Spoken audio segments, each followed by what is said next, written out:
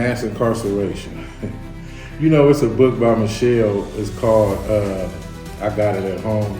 It's called The New Jim Crow. And I can't stress it no more that our people as a whole need to do thorough research, non-biased research. Don't put your religion in it. Don't put your city in it. Don't put none of those things in it. Look at it as a moral obligation.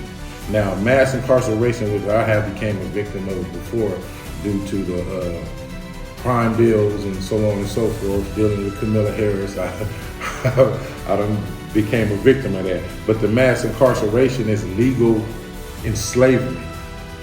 And enslavement has never been took off the records. It's just been put in a different arena, which is the prison system.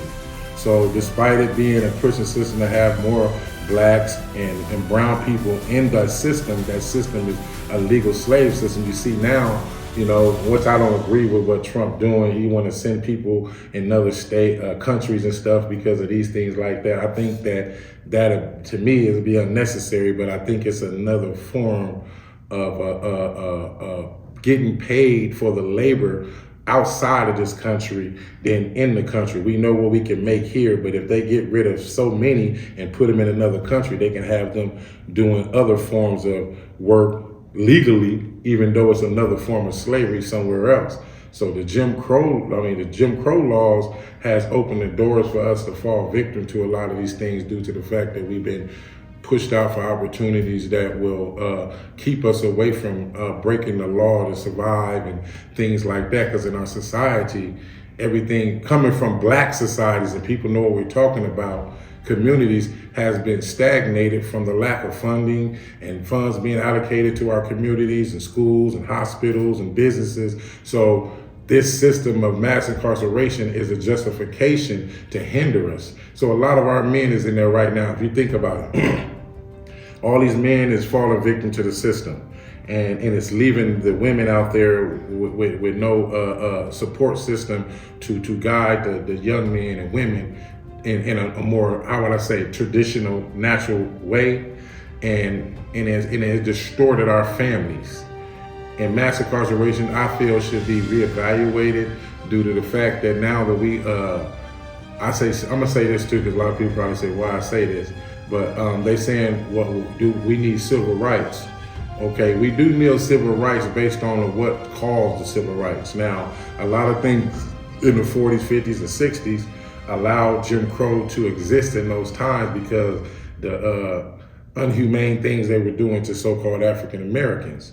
So if we eliminate the system that created civil rights, meaning the actions and Trump is putting laws in place that will confront those issues that didn't confront them back then civil rights really is not like necessary if those laws is justified here in the country and executed properly.